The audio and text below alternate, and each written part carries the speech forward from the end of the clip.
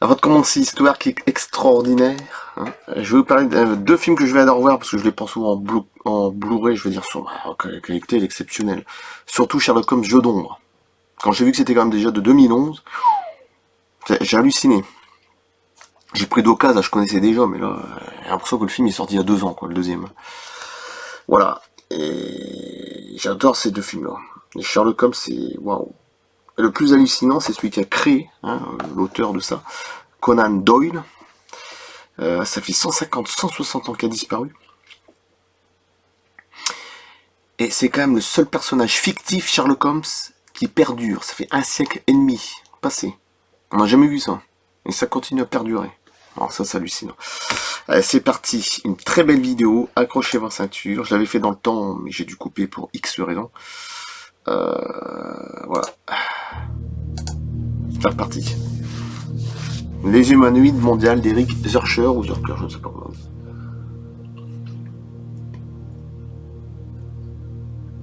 J'espère que le son à l'arrière est pas trop fort. Pour la basse. Ouais.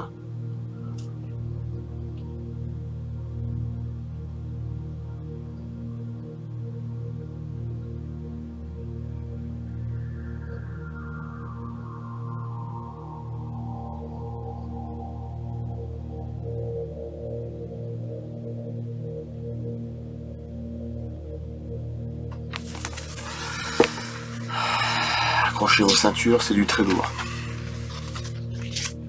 Là, le monstre de Mortegliano. 11 février 2012. Mortegliano, Udine, Frioul, Vénitie, Italie, 23h dans la nuit, X témoins. X témoins. Baptême de témoins, je pense. C'est ma mémoire, voilà. L'affaire de Mortegliano a beaucoup fait parler d'elle en Italie, bien qu'il n'y ait pas eu d'observation d'OVNI associée.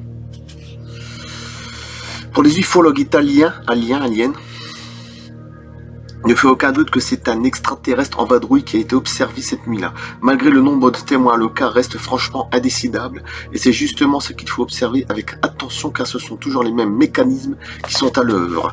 Le soir du samedi 11 février 2012, le signor D rentra en voiture vers sa maison, et quand il arriva au niveau du second rond-point de Mortegliano, non loin d'Udine, il aperçut un rassemblement insolite de véhicules arrêtés juste à côté. Curieux, il s'arrêta. Lui aussi sortit de sa voiture et tenta d'avertir sa famille d'un retard possible, mais en vain, car son portable ne fonctionnait plus. Vous allez voir déjà le truc.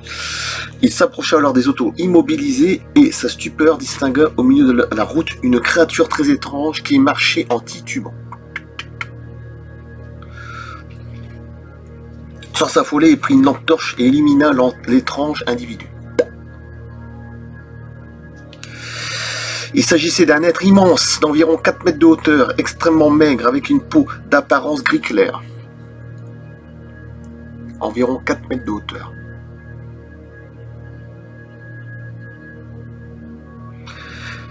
Ses bras et ses jambes exhibaient des tendons très visibles. Dans les voitures stoppées, le témoin vit au moins 4 autres personnes, 2 hommes et 2 femmes, qui plus tard témoignèrent sous anonymat auprès de l'ufologue Antonio Cimiento, donc j'ai déjà fait présenter des livres, il est là-bas. 60 témoignages extraterrestres, hein, j'ai déjà fait des vidéos, de toute façon. A déclaré, et je vais en refaire plus tard, être resté stupéfié par les voitures près d'une demi-heure avant l'arrivée du signor D. Elles avaient pris l'être à leur agenouiller au milieu du rond-point pour une personne blessée ayant besoin de soins, et s'était approché de lui pour lui porter secours. Mais l'être s'était alors relevé d'un coup, révélant sa taille immense, et les témoins affolés avaient regagné leur voiture en courant pour s'y barricader. Tu m'étonnes. Il est à noter qu'à ce moment, toutes les voitures étaient en panne, à l'exception de celle du signor D. En outre, les lumières des lampadaires de la route ne cessaient de s'allumer et de s'éteindre. On imagine, hein. Et tous les téléphones étaient en panne, y compris les systèmes photo vidéo. C'est souvent le cas avec des ovnis, hein, des soucoupes, hein, bon bref. Sauf que là, c'est qu'une créature sur la route. Quelques-uns tentèrent de s'extirper des voitures, mais l'humanoïde s'approcha immédiatement en grande enjambée et rentrèrent précipitamment. Toutefois, l'être passa à côté des véhicules sans y prêter la moindre attention.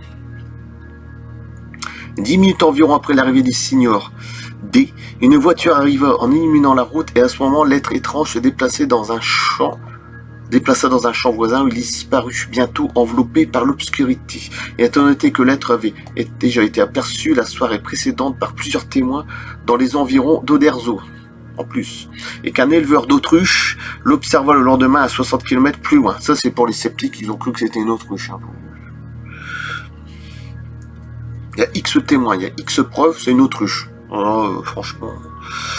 Mais tant Bellini a fait un portrait du personnage, vous allez voir l'illustration de ce que c'est, dont le visage ressemble assez à celui d'un batracien. Comme un, vous savez, un poisson. Comme dans le film, je sais plus, Hellboy, hein, il y a un poisson, je sais plus quoi, enfin bref. Mais d'après le tableau d'artiste Sciemento, Antonio a fait réaliser, cette créature présentait plutôt une face cauchemardesque. Ce dernier a d'ailleurs consacré un livre entier à cette affaire et l'enquête court toujours. La durée de l'observation ce soir-là peut être estimée à 40 minutes, ce qui est énorme, 40 minutes. Et la distance à 2 ou 3 mètres quand les témoins ont tenté de s'approcher de l'entité. Commentaire, après je vous ferai l'illustration. Nous trouvons dans cette affaire une compilation d'éléments typiquement associés au phénomène OVNI, sauf qu'il n'y a malheureusement pas d'OVNI. On notera la panne généralisée des voitures et des téléphones portables, donc pas de photos possibles, ainsi que les problèmes électriques, hein, les lampadaires, etc. Nous constatons que d'autres témoins ont perçu la créature le jour précédent, ainsi que le lendemain. Parmi eux, un éleveur d'autruches. Quand on prend connaissance d'un cas important, il faut rechercher méthodiquement l'élément invalidant susceptible de jeter le doute. Dans cette affaire, il est facilement trouvable et la suite coule de source. Sur les réseaux italiens, aliens, on s'affronte aujourd'hui sur ce cas. Les sceptiques se gossent de la naïveté des gens et des ufologues en particulier, qui se laissent abuser par une autruche en vadrouille échappée de son enclos. Les ufologues répliquent par toutes sortes d'arguments qui sont tout aussi recevables. Ainsi, tous les éléments structurels classiques d'une manifestation OVNI sont bien présents et l'histoire se répète. Si l'on tente de faire la part des choses, les sceptiques marquent les points suivants. Une autruche mâle peut atteindre 2,50 m au maximum et la nuit. Dans l'affolement, on peut facilement confondre et ressentir 4 mètres de hauteur pour 2,50 m. Par ailleurs, les jambes noueuses et les pieds de la créature évoquent effectivement un gros oiseau. À cela, les ufologues répliqueront qu'il est nouveau qu'une autruche puisse faire dysfonctionner les portables et appareils photo d'une vingtaine de témoins. Oui, donc c'est une autruche qui fait tout ça. Bien sûr, provoquer des pannes de voiture et des perturbations électriques aussi. Elle est forte l'autruche, hein. Franchement, elle est balèze. Le visage de la créature n'avait rien d'une autruche qui par ailleurs ne possède pas de longs bras, mais 2 ailes assez courtes. On va dire que c'est une grosse poule, un gros poulet. Le tronc de l'entité ne correspondait pas non plus à cet oiseau. Enfin, d'après les spécialistes, l'être ne se comportait absolument pas comme une autruche dont les réactions sont assez simples et stéréotypées. Donc ça n'a rien à voir déjà avec une autruche. Même si ça y ressemble. Hein, c'est pas parce qu'il y a un mec qui est quelques bornes d'abord, hein, qui est le genre d'autruche, que c'est une autruche. Elle s'est échappée, elle fait dysfonctionnement des voitures, elle est très... Franchement, elle est magique celle-là. Voilà, alors, une vingtaine de personnes étaient présentes. Oui, vingtaine, ça fait beaucoup de témoins quand même, pour une autruche. Toutes auraient été abusées par une autruche. Vraiment, point d'interrogation. Ou bien encore une fois, ce phénomène a puisé dans l'environnement et certaines circonstances le substrat de sa manifestation, ce qui s'appelle du mimétisme. Comme le mimétisme des ovnis, ça existe, hein, qui se transforme en avion. Pourquoi pas cette créature, elle a pris l'apparence d'une autruche, mais je vois pas l'intérêt. Bref, de toute façon... Chacun fondera son intime conviction, mais pour ma part, je pense que l'élusivité de ce phénomène repose sur des subtilités dont nous n'avons pas la moindre idée. Malgré l'absence d'ovnis, ce cas reste tout de même exceptionnel. Quand vous allez voir le dessin, se serait-il produit à l'absence de l'élément invalidant? Folle question. Voici ce qu'ils ont vu. Accrochez-vous. Voilà. C'est une belle autruche que nous avons.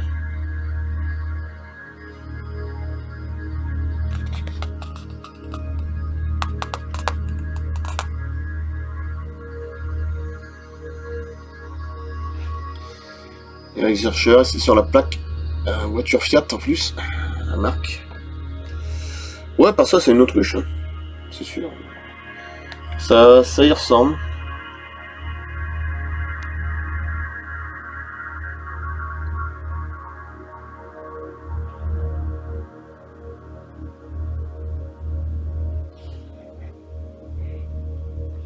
Et ses pattes. Hein.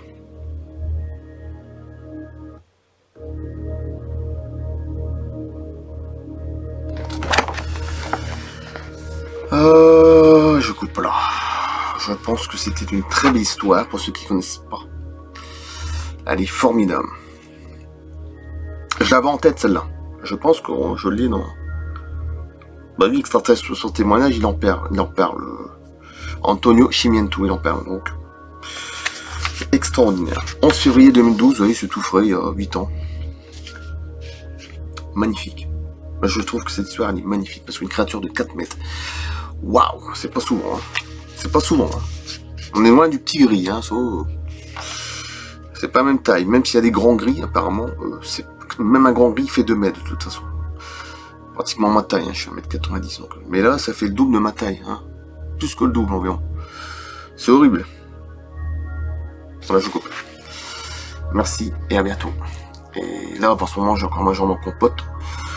Donc voilà, je ne sais pas ce qui va se passer. Un hernie discale, je suis obligé de revoir le médecin. C'est encore une semaine compliquée. Donc je vous dis peut-être dans 2 jours, dans 3 jours, j'en sais rien. On verra. De toute façon, il y a pas mal de choses à faire cette semaine. Ça va être compliqué. Bon courage pour ceux qui ont repris le boulot. Surtout. Voilà. Hernie discale, j'ai ras-le-bol depuis mi-août. Ras-le-bol, mi-août. J'en ai ras-le-bol. Je sais pas la suite, donc on verra bien. Si faut passer sur le billard, j'y passerai. C'est pas grave, hein. Donc à bientôt, merci.